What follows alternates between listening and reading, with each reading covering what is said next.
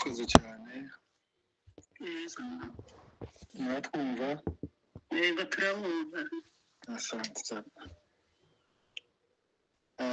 reka tubanze dushima Imana kuko Imana yaduhaye uyu mwanya kugira ngo tuze guterana hamwe n'abera kugira ngo dusangirire mu rwayo Imana yo mu ijuru ihabwe icyubahiro amen ikindi dushimira Imana turashimira Imana kubwo abantu bangana gutya twongeye guhura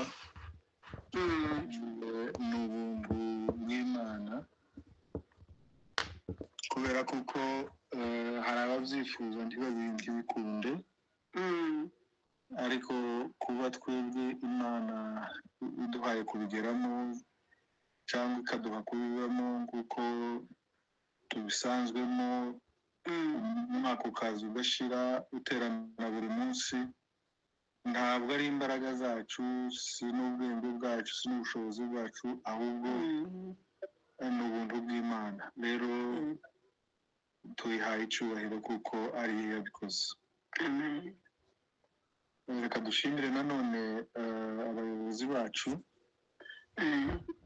kuba barabonye ko twaza kuganira n'ubwoko bwayo cyangwa se kuramukanya n'ubwoko bwayo biciye mu ijambo ryayo mu by'igiciro benshi kandi abahanga bazi ijambo ry'Imana ariko kuba baradutekereza bakumva ko natwe baza kugira ngo tuganire turabashimiye cyane reka nshimira abandi bantu ku bw'umwihariko ndashimira abamama cyangwa se abapapa abantu b'abanyamasengesho baza gutegura aya materaniro buri munsi mu by'ukuri iyo umuntu abakurikira iyo bahawe basenga kumva amagambo bahawe bavuga ukumva usubiye gusubizwamo imbaraga nshya rero turabashimiye cyane Imana yo mu ijuru ibaho umugisha mukomereza aho ngaho Imana n'umutagusari muzagororera nanone reka dushimire abavugabutumwa bacu tumaze iminsi twumva ndavuga abo tumaze igihe kirekire twumva dutegera bakagaruka bakaduhezagira imitima yacu turabakurikira kenshi cyane tuba turi kumwe tubakurikira nubwo akenshi tudakunze kuvuga ariko tuba tubakurikira turabashimira cyane ikindi muri kino cyumweru twize amagambo akomeye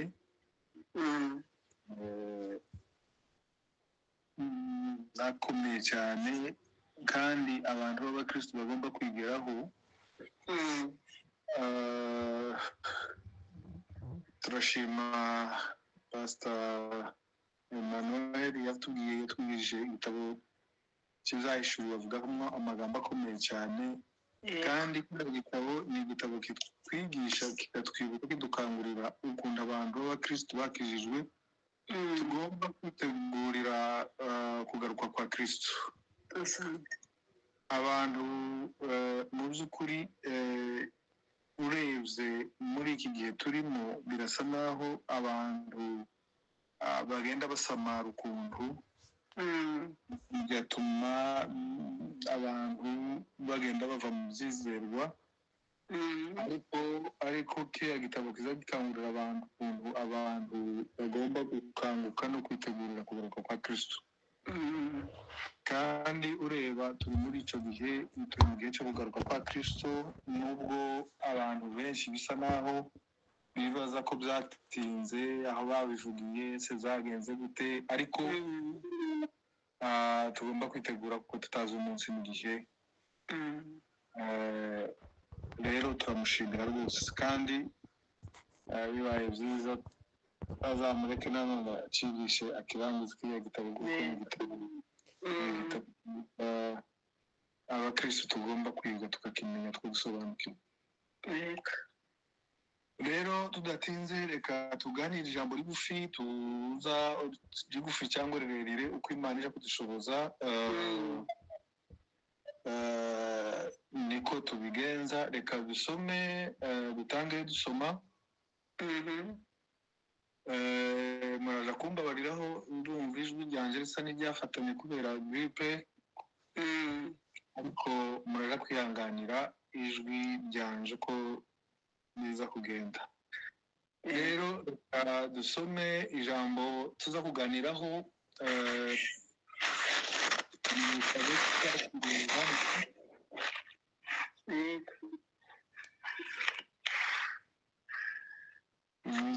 Asa n'ahagiyemo abantu. Reka dusome mu gitabo cy'ibyahishuriwe Yohana ibice 3 n'umurongo wa 20 cyangwa se 20, 21 na 22. Ari byo tujya kuganiraho bukeya uko Imana ije kudushoboza. Baravuga ngo ibyahishuriwe ibice 3 n'umurongo wa 21 na 2 na 3. Dusome mu izina rya Yesu. Unesha 20, duhere kuri 20 umurongo wa 20. Ijambo ry'Imana riratubwiye ngo dore mpagaze ku rugi ndakomanga, umuntu niyumva ijwi ryanje agakingura urugi nzinjira iwe dusangire. 21 unesha nzamuha kwicarana nanje ku ntebe yanje y'ubwami, kuko nanje nanesheje nkicarana na data ku ntebe ye. 22 ufite ugutwi niyumve iby'umwuka abwira amatorero. Amen. Aya ni magambo nashatse ko tuganira mu kanya gato. Aya magambo ni amagambo yandikiwe itorero ry'i Laodikiya.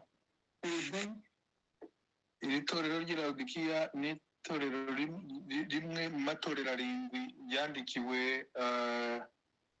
n'umwami Yesu Kristo abibwirije umugaragu wayo Yohana hariya kuva amagambo tuzi twese. Yohana yari mu bintu bikomeye bitoroshe, bamutaye ku karwa kubera ijambo ry'Imana, ariko amaze gushika hariya yihebye cyane. Bagenzi be bapfuye, cyari igihe cy'itotezwa ry'intumwa, bagenzi be bapfuye. Yohana nawe bamutaye hariya ku karwa kugira ngo atazongera kubona umuntu abwiriza. Ari mu mwanya usa n'umukomereye, ababaye cyane, ababajwe n'agahinda ka bene se bari bamaze kwitaba. Kandi nuko n'ahantu yari ari, situation yari arimo, yibaza ibibazo byinshi. Ijuru riza kumusura, Yesu Kristo aramusura, aramuganiriza, aza kumumara irungu. Ibyo si byo tujamo, turabizi twese, turaja nta mwanya dufite wo kubivugaho, ariko yandika, aramubwira ngo niyandikire amatorero 7 yo muri Aziya. Aya matorero 7, iri torero rya Laodikiya n'iryo torero rya nyuma yandikiye muri ayo matorero 7. Amaze kumwandikira, amaze kumubwira ibyo yandikira iri torero, yamubwiye amagambo menshi. Uhereye hariya ku gice cya 14 turaja kubivugaho.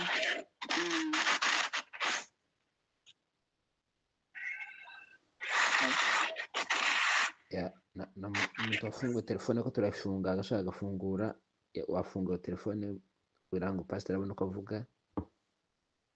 Kama nafungia. Oya siwe mama kire mukomeze na pastor n'undi muntu.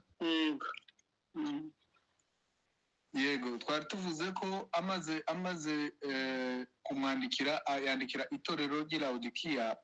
iri torero ry'i Lawodikiya yarivuzeho amagambo menshi uhereye ku gice cya 14 yagiye avugaho ababwira amagambo menshi turaza kugenda tuyavugaho ariko iri torero reka tubanze tuvuge ese iri torero ni itorero rimeze gute. icya mbere Lawodikiya ni itorero ryari ryubatse muri province yitwaga Phrygia kuko tubisanga hariya mu byakozwe n'intumwa ibice 2:10. Yari province cyangwa se yari intara imwe mu ntara zo muri Aziya y'Amajepfo. iyi Phrygia Lawodikiya yari kapitale ya Phrygia. iyi Phrygia uyu munsi ni muri Turukiya ya none. kiriya gihugu cya Turukiya cya none niho hari itorero rya Lawodikiya rya kera. iri torero rero riza kubaho ritera imbere mu buryo butangaje, kandi guterwa imbere kwaryo byatewe n'ibintu byinshi byari muri uwo muhanda, byari muri Lawodikiya. icya mbere Lawodikiya icyo isobanura, Lawodikiya isobanura kuko ngo ni justice du peuple, ni ukuvuga ngo ni ubutabera bw'ubwoko cyangwa se niko risobanura, nicyo ijambo Lawodikiya risobanura mu Kigiriki. rivuga ngo ni Lawodikiya, bisobanura ngo ni ubutabera bw'ubwoko. Lawodikiya bikavugwa ko yari yubatswe hagati ahantu mu matandukaniro y'imihanda myinshi yagendaga mu yandi ma province. Province nka province nka Efeso, province nka Colossae, nka Pergamo cyangwa se ahandi ngo ni Hermus. aho hose Phrygia cyangwa se Lawodikiya yari yubatse mu matandukaniro y'iyo mihanda cyangwa se aho iyo mihanda yahuriraga. hanyuma kubera kuko yari yubatswe aho hagati y'imihanda minini, abantu bavaga muri ayo maprovinsi yose aturuka hirya no hino bazaga aho bajaga hirya no hino bacaga muri uwo muhanda cyangwa se muri Lawodikiya. ibyo bintu bituma Lawodikiya itera imbere. haza kuba ibintu byinshi byatumye Lawodikiya itera imbere. muri ibyo byinshi byatumye Lawodikiya itera imbere harimo ubucuruzi. ubucuruzi bwatumye cyane Lawodikiya itera imbere. bacuruzaga ibintu byinshi byavaga mu nganda zabo. bari bafite uruganda cyangwa se bari bafite ishuri ryakoraga imiti yo gusiga mu maso. ubwo abantu bari bahumye, umuntu wahumaga kubera iyo miti bazanaga bakamusiga ku maso, amaso yiwe akabasha gukira. iyo miti rero iramenyekana mu karere kose, abantu benshi bakaza kuyigurira muri Lawodikiya, bakayigura bayijyana hirya no hino kugira ngo baje kuvura abantu babo. icyo kintu gituma Lawodikiya igira amafaranga menshi, itera imbere, irazamuka cyane ihereye kuri. ikindi kintu cya kabiri, Lawodikiya yari ifite inganda zikora amahuzu ndetse zigakora n'ibirengeti n'amatapi. byakorwaga bivuye mu bworozi bari bafite ubworozi bw'intama. intama gushaka bagakuraho arya moya y'intama, burya bwoya bwazo bakagenda bakabukoramo imyenda ngo myiza cyane yirabura, ndetse n'ibirengeti ngo n'amakoti ngo bambaraga igihe cy'imbeho. icyo gihe rero ibyo bintu bituma Lawodikiya nanone izamuka, bakabidandaza hirya no hino abava hirya no hino bakaza kubigura bakabijana hirya no hino kugira ngo baje kubidandaza. Icyo kiba ikintu gituma kandi Laodikiya izamuka cyane iramenyekana. Ikindi cyatumye Laodikiya itera imbere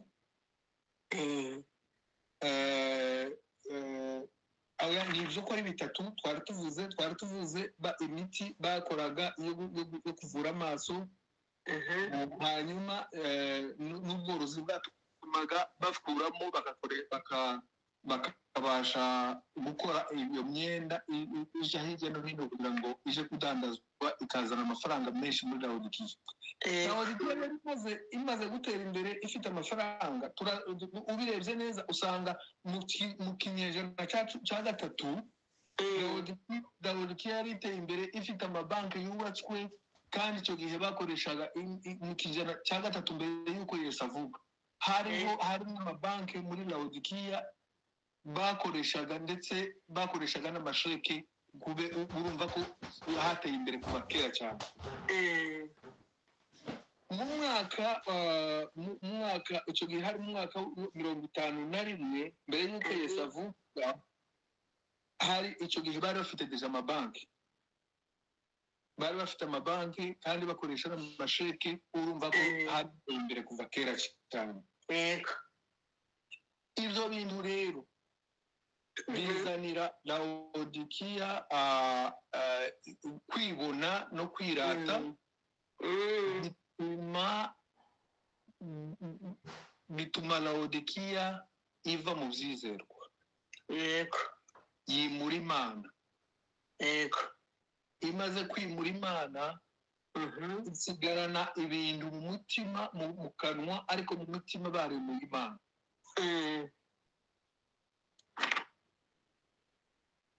Iri torero Laodikiya abenshi bavuga kuko ari itorero rigereranijwe n'itorero rya kino gihe cy'igihe cy'imperuka. Urabona ni itorero byaje nyuma y'amatorero yandi ko ari 6 ari itorero rya nyuma rya karindwi. Hanyuma abantu benshi bagashaka kurigereranya ndetse bagashaka kurihuza, gukurikirana n'imiterere yaryo n'ibyagaragaraga muri Laodikiya, uko bari bateye n'imico yabo bari bafite, n'ukuntu bari mu Imana, bimura Imana mu bugingo bwabo, bayisigarana mu kanwa gusa ariko batakifite mu mitima. Ibyo bintu abenshi bagashaka kubihuza n'itorero rya none kuri uyu munsi. Usanga ingeso nyinshi zakorerwaga muri Laodikiya, mu itorero rya Laodikiya, zari ingeso zihwanye cyangwa se zisa n'ingeso z'abari hanze. Bituma rero bimura Imana, bayisigarana mu magambo. Abafarisayo basigarana abafarisayo ariko barimuye Imana mu mitima, bayisigarana ku kanwa, bakayivuga ku kanwa ariko mu mitima batakitunze. Laodikiya rero dusanga mu bintu hariho ibintu nka bitatu dusanga bigaragaza ko Laodikiya yari yarimuye Imana. Ikintu cya mbere ni ubukonje, bwo mu mutima. Yesu wenyine aza kubabwira, yarababwiye ngo mwarakonje mu mitima, imitima yanyu yarakonje, ntabwo mushushe kandi ntabwo mukonje. Arababwira ngo kuko iyo mwari mukonje cyangwa ngo mushuhe, mugire position mufata iyo ariyo. Naho ubundi kuko nimba mudakonje kandi ntimushuhe, icyo ngiye gukora ni ukubaruka kugira ngo mbakure mu kanwa kanjye. Ijambo rya kabiri ryagaragazaga ko bari mu Imana, ni ijambo ryo gukunda ubutunzi. Bakunda ubutunzi kubera bwa butunzi bwabo bari baragize, baratunga. Usanga bavuga mu gice cya 17 nibaza, baravuga ngo turatunze, ngo njyewe ndatunze. Laodikiya niyo yavugaga ngo ndatunze kandi ndatunganiwe ngo nta kintu mbuze. Kubera ubwo rero bimura Imana, ubutunzi bwabo bababwira nk'Imana, aba aribwo bimika mu kibanza cy'Imana. Imana itubabarire cyane. Amen, amen. No muri iki gihe rero, iki gihe cya none, usanga abantu benshi bahamiye ubutunzi, ndetse igiteye ubwoba no mu mazu no mu nzu z'Imana no mu matorero y'Imana, ugasanga ubutumwa bwinshi, hari ubutumwa bwinshi bugenda buvugwa buhagaze ku bintu by'inyungu, ibintu by'amafaranga, byo gukunda amafaranga. Bari muri Imana aho kuvuga Imana, umuntu agahabwa umwanya wo kuvuga Imana, kuvuga ijambo ry'Imana. Nimba ahawe iminota 30 akavuga iminota 20, ahavuga ubutunzi, iminota 5 akayiririmbamo, indi minota 5 akavuga imiryango yiwe, ugasanga bimuye Imana, bayivugisha akanwa gusa ariko imitima yabo yerimuye Imana. Ijambo rya gatatu ryatumye rigaragaza Laodikiya kuko yarimuye Imana, ni ijambo Yesu yababwiye ngo ko ari impumyi zo mu mwuka. Impumyi zo mu mwuka, bari barabaye impumyi zo mu mwuka.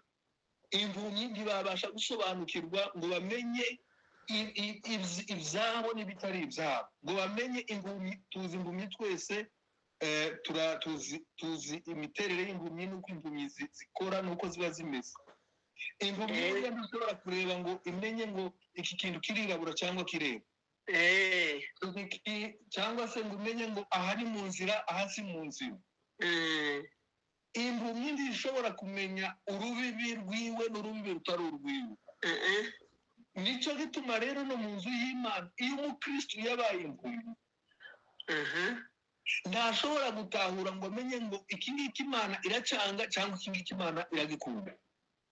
Baganga ibintu byose, ugasanga ibintu byose barabivanze, ntibamenye icyabo n'ikitari icyabo, ntibamenye ibyo bashobora kurya n'ibyo badashobora kurya, ntibamenye icyo bashobora kwambara n'icyo badashobora kwambara. Impumyi ntishobora kumenya ngo yambaye ubusa cyangwa se irambaye. Impumyi ntishobora kumenya ngo iki ngiye kurya ni kibi cyangwa ni cyiza. Niyo miterere y'impumyi.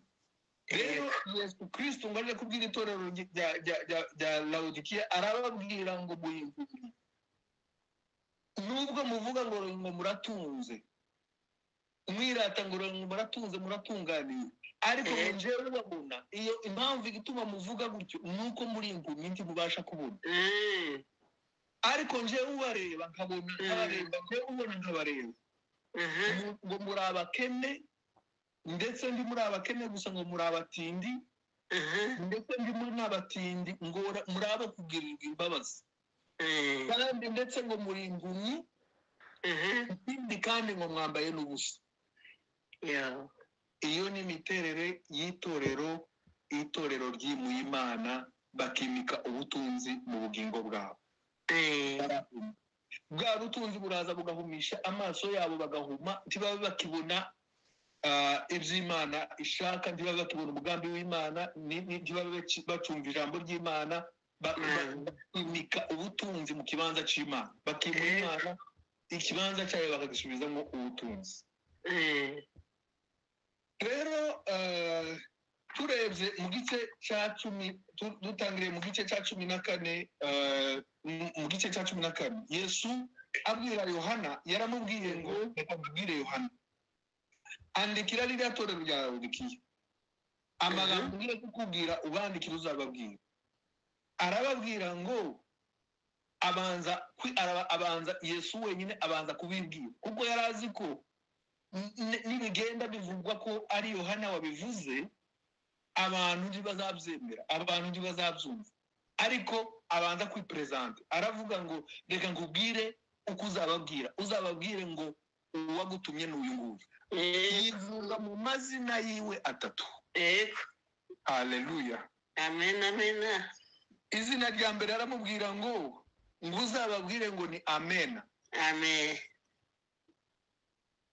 Amena ni izina dusanzwe tubivuga, iyo tuvuga, iyo tubwiriza, iyo turirimba, iryo jambo turarikoresha cyane. Ariko akenshi ntidusobanukirwa ko amena ari ijambo risobanura izina ry'Imana cyangwa se izina rya Yesu Kristo. Yesu Kristo aramubwira ngo uzababwire ngo di amen. Muri iryo zina risobanura ibintu bibiri.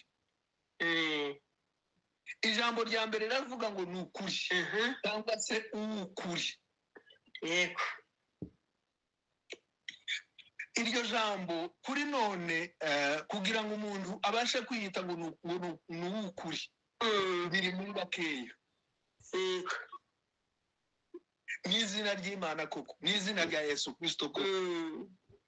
Kugira ngo ukuri avuge ngo ni ukuri, ni verite,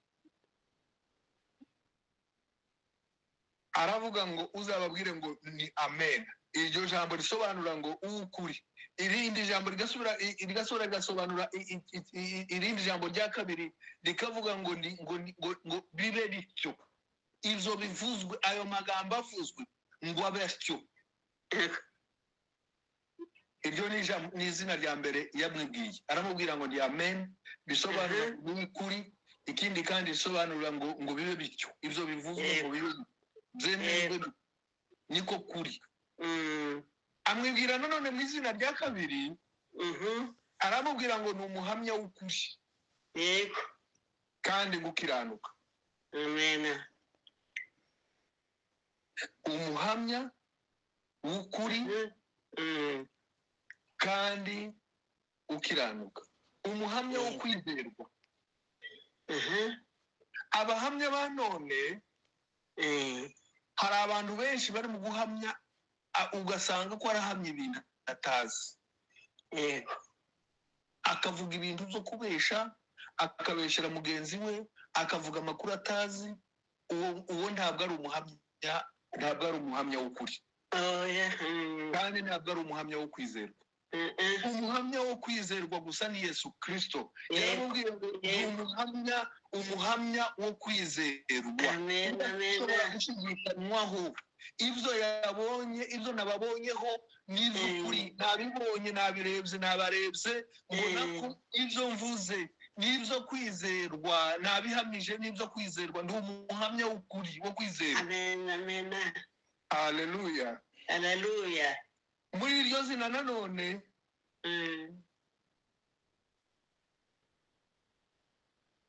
ngo aravuga kandi muri iryo zina ry'umuhamya aravuga ngo ni umuhamya ukiranuka. Abantu benshi gukiranuka biragoye muri iki gihe cyane. Ayo ni amakarakterisitike y'itorero rya Laodikiya. Kandi ubwiye ureba uyakompara n'itorero rya none n'abantu ba none bitwa ngo n'abakristo. Mu by'ukuri ni amagambo tugomba kwibazaho. Yesu arababwira ngo ni umuhamya ukiranuka. Ntabwo ngiranirwa, simvuga ibyo ntazi, simvuga ibyo oya. Uzababwire ngo ndi umuhamya wo kwizerwa. Ikindi kandi ngo ndi umuhamya ukiranuka. Yego. Amubwira nanone mu izina rya gatatu. Aramubwira ngo ndi inkomoko y'ibyaremwe byose by'Imana. Amen. Ni ukuvuga ngo ibintu byose byaremwe muri iri zina harimo amagambo abiri naho. Harimo ijambo rya mbere riravuga ngo niyo nkomoko, niyo soko, nimwo ibyaremwe byose nimwo bikomoka, niyo soko y'ibyaremwe byose. Ni ukuvuga ngo niwe waremye ibiriho byose. Ibyo tureba n'ibyo tutareba, ibigaragara n'ibitagaragara, ibyo twumva n'ibyo tutumva, ibyo tuzi n'ibyo tutazi. Ibyo byose inkomoko yabyo riri muri iri jambo, inkomoko y'ibyaremwe byose by'Imana. Amen. Muri iri jambo nanone muri inkomoko y'ibyaremwe byose, irindi jambo aravuga ngo celui qui sonde le cœur. Ni ukuvuga ngo niwe uzi kugenzura imitima. Akagenzura imitima. Ibyo twatekereje, ibyo umuntu yatekereje, ibyo umuntu yibwira. Umuntu arashobora guhenda abantu umuntu agashobora kuvuga akavuga ubutumwa neza, umuntu arashobora kwereka abantu kuko uri mwiza ukiranutse imbere y'abantu, ariko abantu ukabahenda ukababesha. Ariko muri iri zina rya Yesu aravuga ngo ni jewe uzi kugenzura imitima, ndagenzura imitima nkamenya umutima ukuri n'umutima utari ukuri, umutima ubesha n'umutima utabesha, umutima ukiranuka n'umutima udakiranuka. Ni jewe uzi kugenzura. Muri ayo mazina ko atatu uzababwire ayo mazina ko atatu, ubabwire ngo ubabwire ko ari ugutumye aya magambo ngiye kukubwira. Haleluya, haleluya. Amen, amen. Mu gice cya 15 Yesu aramubwira ngo uzababwire ngo nzi imirimo yawe, inzi ko udakonje kandi ntushuhe, ngo yoba wari umeshe rumwe, ukonje bimenyekane cyangwa se ushuhe bimenyekane. Inzi imirimo yawe. Bene data, Imana irakuzi. Kanukuri. Nibyo twari tumaze kuvuga. Twari tumaze kuvuga kuko umuntu arashobora kubesha abantu, umuntu arashobora kwishushanya. Kandi muri iri torero rya Laodikiya bari bafite ingeso yo kwishushanya, bakagaragaza ko ari abere kandi mu mitima yabo abakiranirwa. Iyo ni karakteristique yerekana n'itorero rya none muri iki gihe, itorero ry'imperuka. Abantu benshi bagaragaza ko mu magambo yabo, bakagaragaza ko ari abakiranutse mu magambo menshi, bakagaragaza kuko bakurikira Imana, bemera Imana, bakunda Imana, bayumvira, ariko bakayihakanisha amagambo, ibikorwa byabo. Imana itubabarire cyane. Ariko umuntu arashobora kubesha abantu, umuntu arashobora guhenda abantu, ariko hari umuntu umwe, hari umutuzi, hari umuzi imirimo yacu. Imana itubabarire cyane. Aravuga ngo nzi imirimo yawe, inzi kudakonje kandi iyo wari umeze rumwe, ngo ukonje bimenyekane cyangwa ushuhe bimenyekane. Kubera iyo mpamvu rero, kuko udakonje kandi ntutuwe, ngiye kugukura mu kanwa kanje. Imana itubabarire. Amen, amen. Bene data, tugomba kwirinda, tukirinda kugira ngo aho Imana itazafata decision yo kuturuka ngo idukure mu kanwa kayo. Haleluya, haleluya. Amen, amen, amen. Muri Zaburi igice cy'ijana na 10, igice cy'ijana na 39 n'umurongo wa 7 kugeza ku murongo wa 12, ijambo ry'Imana riratubwira, ni umugaragu w'Imana Dawidi yasenze, asenga amaze gutahura kuko Imana imuzi, imusobanukiwe. Aravuga ngo se nahungira mu maso hawe hehe wa Mana. Haleluya, haleluya. Aravuga ngo nihe nahungira mu maso hawe, zagenda gute, nihe nakwihisha. Aravuga ngo nihe nahungira mu maso hawe, ngo nafata igitanda cyanje, ngo ngamanuka nkaja hasi munsi y'inyanja, nkaja kubayo munsi y'amazi, aho ngaho ngo ukuboko kwawe naho ngo niho kuri kwa hansanga. Aravuga ngo namera amababa, ngo ngaguruka nkaja ku mpera y'isi hirya y'amazi, aho ngaho naho ngo urahari wa Mana. Aravuga ngo naguruka nkaja mu ijuru, nkaja mu ijuru iyo ngiyo, aho ngaho ngo niho utuye.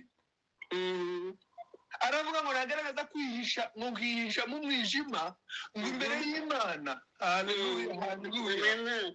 Imbere y'Imana ngo umuco, umwijima ngo ugaragara nk'umuco, ngo ku Mana ngo umuco n'umwijima byose ngo bigaragara cyo kimwe. Ntaho rero dushobora kwihisha Imana. Imana iratuzi, izi kugenzura imitima yacu, ikamenya ibiri mu mitima yacu, imigambi yacu, ibitekerezo byacu. Imana irabizi, irabibona, nubwo twabihisha abantu, ariko Imana yo ngo umwijima n'umuco rwose bigaragara imbere yayo nk'ibyambaye ubusa. Yego. Haleluya, haleluya. Haleluya, haleluya. arababwira ku gice cya 16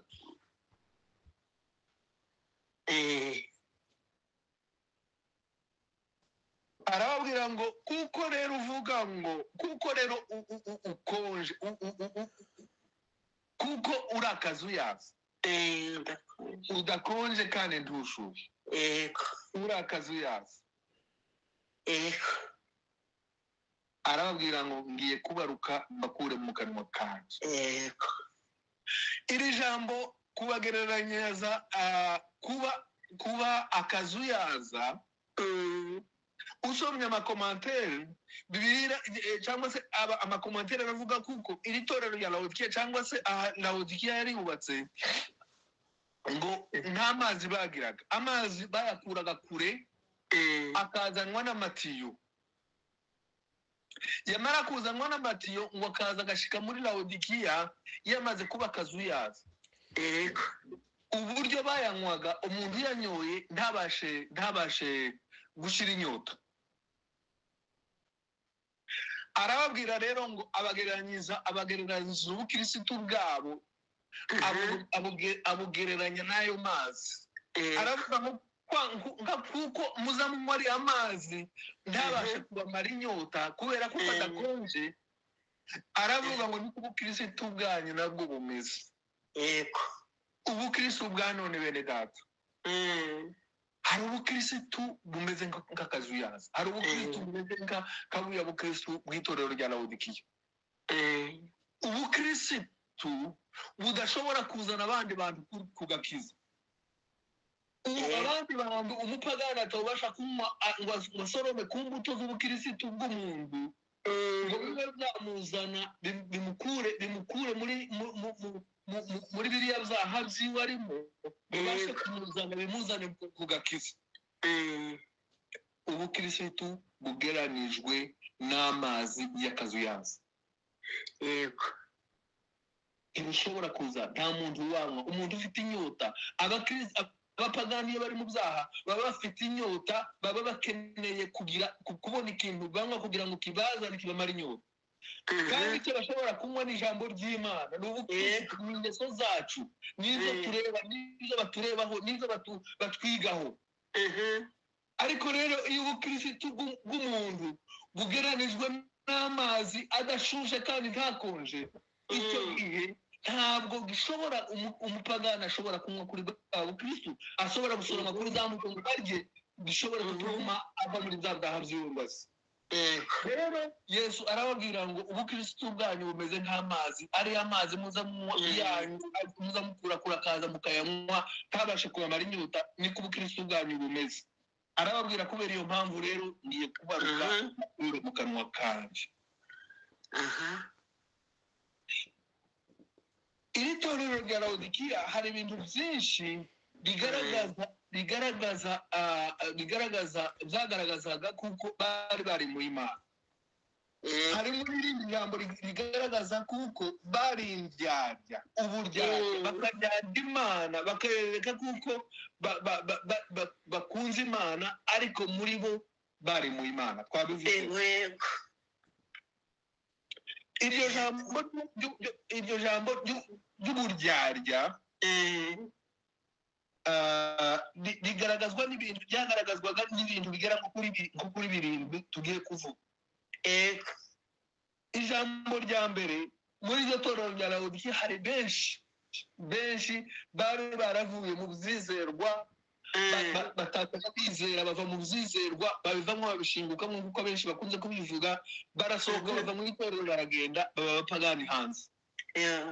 Icyo ni igice cya mbere cy'abantu bari Laodikiya bari mu Imana, kubera kuko bari barahumishijwe na buriya butunzi bwabo bubahuma amaso, butuma aribyo bimika nk'Imana, aba aribyo bakurikira ibintu by'Imana, barasohoka bava mu itorero baragenda. Imana tubabarire cyane. Amen.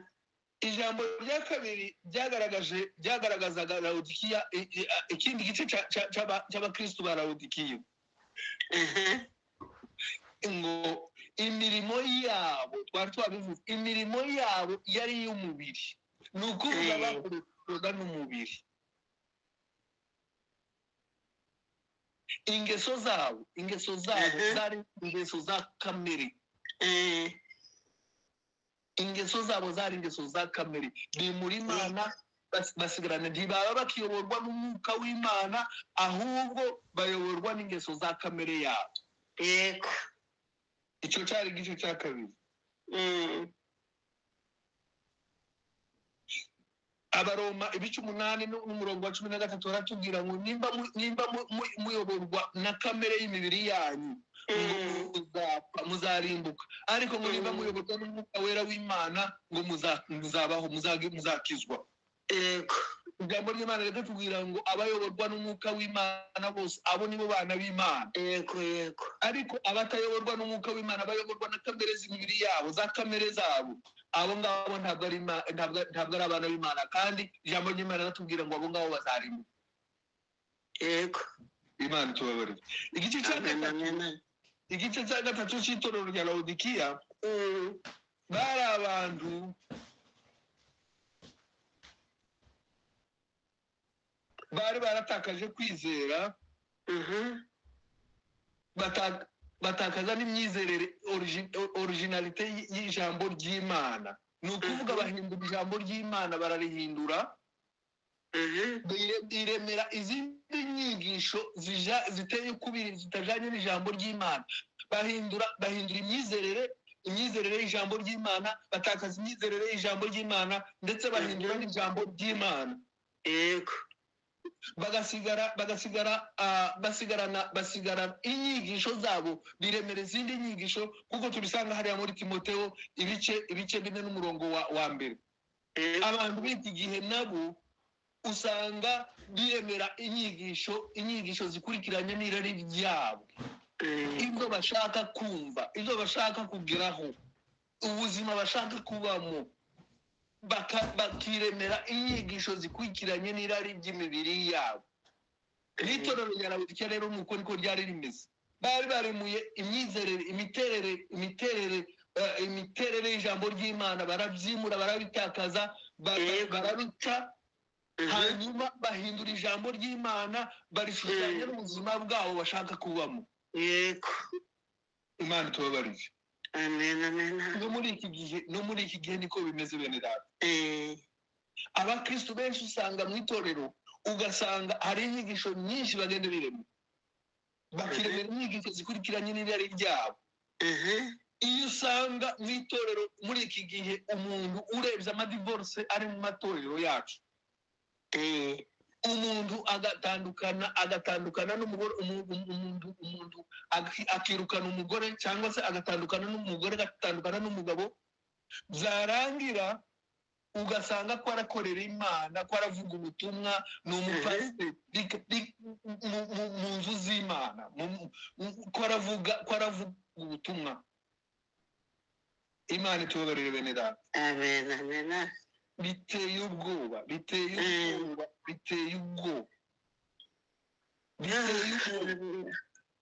Umuntu ugasanga ni umupasiteri, ko arigisha objectif y'ijambo, yagiye kubwiriza abantu kumenya Imana no guhinduka, ariko ko arigisha abantu iby'ubutunzi, no kwigwiriza ubutunzi, ko arashaka ubutunzi. Niyo ntego, niyo objectif yiwe, nicyo agamije, no kwigwizaho ubutunzi. Ibyo gukizwa kw'imitima y'abantu ntacyo bimubwiye. Yego. Ugasanga abakirisitu, umukristo yambaye ubusa, yamarakaje imbere y'itorero ngo agiye kuja kubwiriza, agiye kuja kuririmba, agiye kuja kugira biteye ubwoba. Bamara bakiremera izindi nyigisho zikurikiranye. Hari umuntu umwe twaganiriye, arambwira ngo ubuntu, arambwira ngo yavugaga hejuru y'ubuntu, aravuga ngo iwe ngo se ngo umuntu ngo yishe umuntu, ngo yinjiye mu nzu akica umuntu, ngo yamara agasohoka yirukanga, ngo yashikara ku muhanda, ngo imodoka ikamugonga, ngo se ngo yoja mu ijuru, ngo cyangwa ngo yoja mu muriro. Ndamubaza, ndetse wowe uzumva gute? Kandi uwo ni umuntu uri mu nzu y'Imana.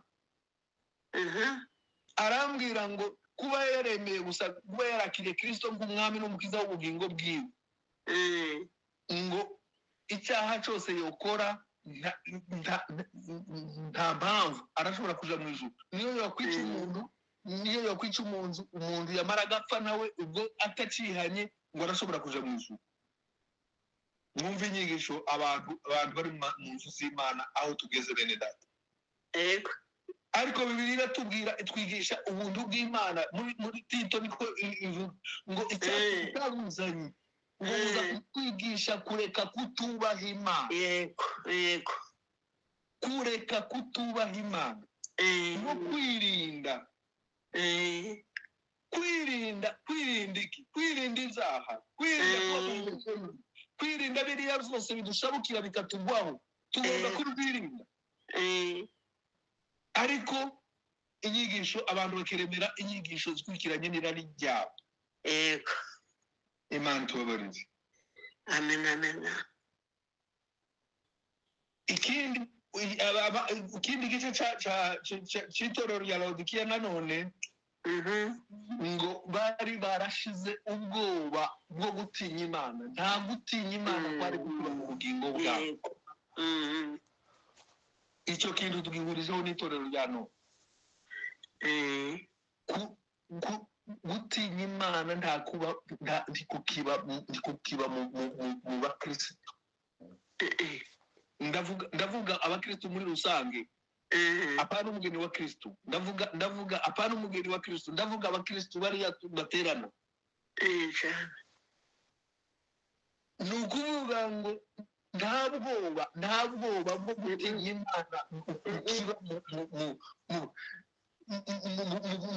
mu miterere yabo, mu bwenge bwabo, mu mitima yabo ntibukibamo. Nta bwoba gutinya Imana.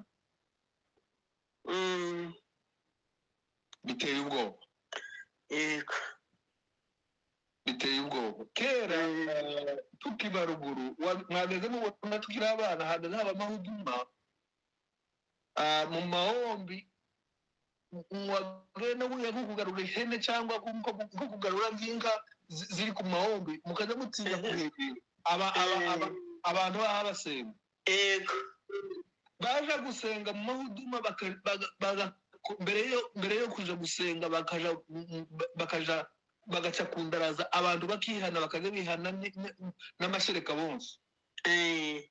Ariko ubu ngubu byararangiye, nta gutinya Imana kukiba mu mitima y'abakristo.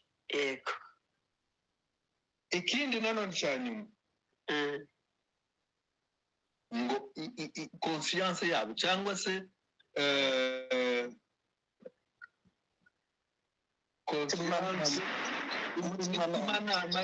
umutimanama yabo yarapfuye, ntibakigira imitima yabo ntikibacira urubanza. Imitima yabo ni ukuvuga ngo icyo bakoze cyose ntacyo kibabwiye. Imitima ntikibacira urubanza ngo babwire ngo kiri kibi cyangwa se biteye ubwoba bene data. Biteye ubwoba. Ibintu bikorerwa mu matorero yacu muri iki gihe biteye ubwoba. Rero Yesu aramubwira ngo ubandikire ku gice cya 17 niho twari tugeze. Aramubwira ngo mwiyita ngo muratunze, ngo muravuga ngo muratunze muratunganiwe, ngo ariko ngo ntacyo tubuze. Ngo ariko ngo njyewe ubitegereza nkabareba nkagenzura imitima yabo yanyu, nkagenzura ibikorwa byanyu, nkareba ibyo mwibwira mu mitima yanyu, ngo muri abakene, muri abatindi, ndetse ngo muri abo kugirirwa imbabazi, ndetse ngo muri n'impumyi, kandi ngo mwambaye n'ubusa. Yego. Abagira inama rero arababwira ngo iyo byari bishobotse, ngo mungureho ngo izahabu yatunganyirijwe mu ruganda, ngo mubashe kuba abatunzi. Haleluya. Iyo zahabu yatunganyirijwe mu ruganda ni ijambo ry'Imana twahawe. ijambo ry'Imana ni zahabu, ni ubutunzi dufite, nibwo butunzi buruta ubutunzi bwose dutunze. Umuntu watunga amazu menshi, umuntu watunga amamodoka menshi, umuntu watunga amafaranga menshi kuri konte, umuntu watunga indege nyinshi, buriya byose dufite, biriya byose dufite. Iyo umuntu apfuye bamupimira imetero 2 niho bamushyira. Biriya byose waruhiye bisigara biribwa n'abandi. Nta kintu na kimwe. Niyo ufite amafaranga mu mfuko baragusopa bakayakuramo bakayasigarana. Ariko ikintu tugomba kurwanaho bene data ni ukwimika ijambo ry'Imana, ni ukurya ijambo ry'Imana tukarirya tukarihaga, rikaba mu bugingo bwacu, rigahindura ubugingo bwacu. Ubwo nibwo butunzi. Niyo tugenda tujanye icyo twamenye nicyo tugomba kugenda tujanye. Naho biriya bintu byose arababwira ngo yoba byari bibakundiye ngo mungure izahabu yatunganyijwe mu ruganda kugira ngo mbashe kuba abatunzi. Igice cya 19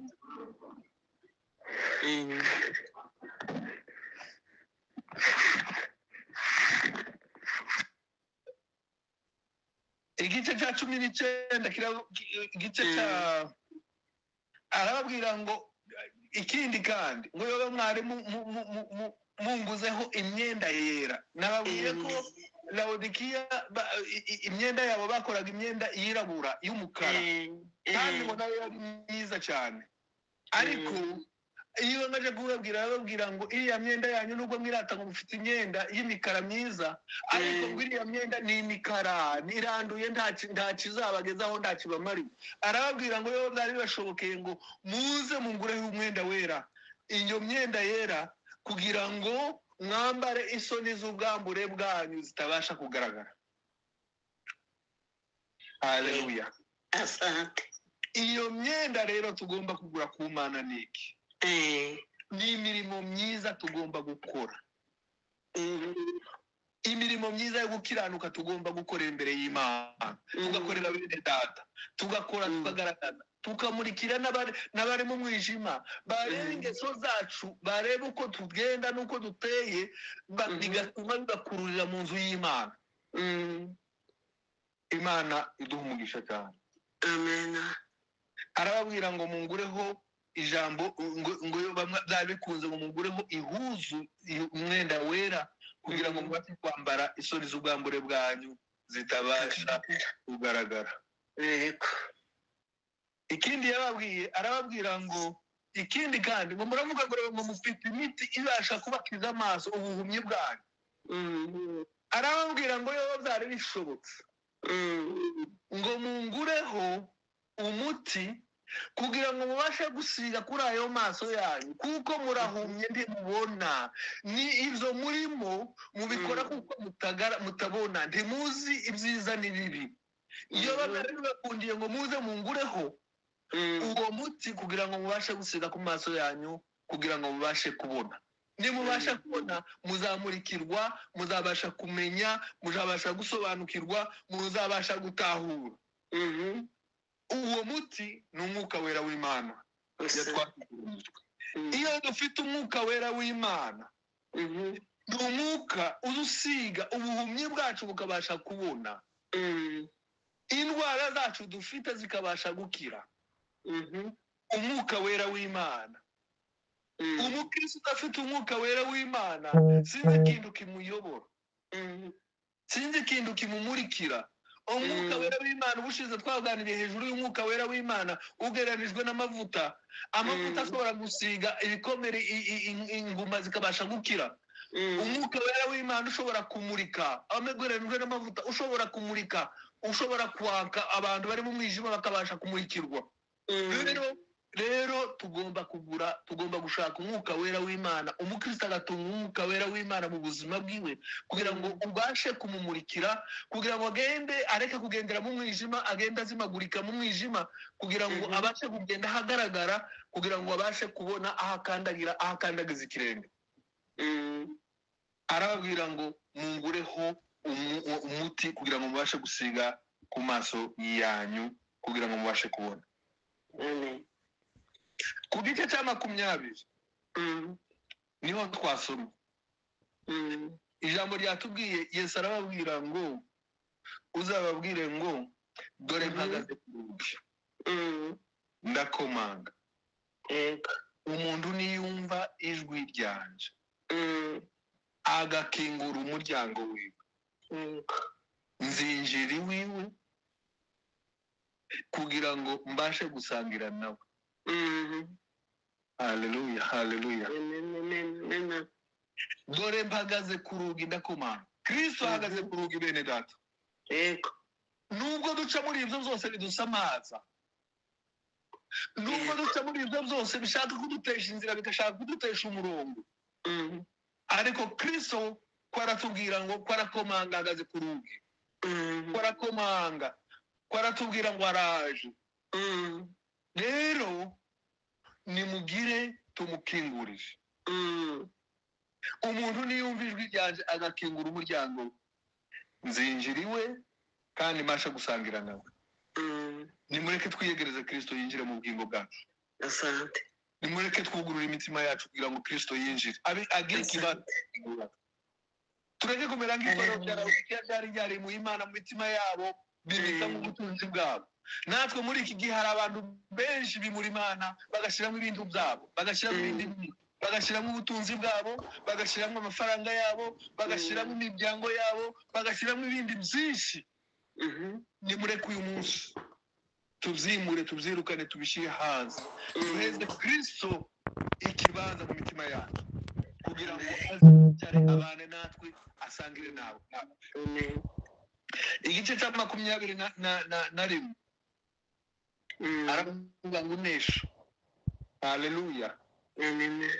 Unesha ngo azicarana nanje, ngo kuko nanje nanesheje ngo mbasha kwicarana na data ku ntebe ye. Haleluya. Unesha ibiki? Unesha biriya byose twavuze, ibi byose tunyuramo, biriya byose tugenda bishaka kudutesha umurongo. Ijambo ry'Imana Yesu yavuze ngo unesha ibyo byose. Haleluya, haleluya. Ubasha kunesha byose ngo azicarana nawe ku ntebe ye y'ubwami, kuko yabashije nawe kunesha ngo akicarana ku ntebe ye na se n'Imana. Igice cya nyuma cya 21 na 2 aravuga ngo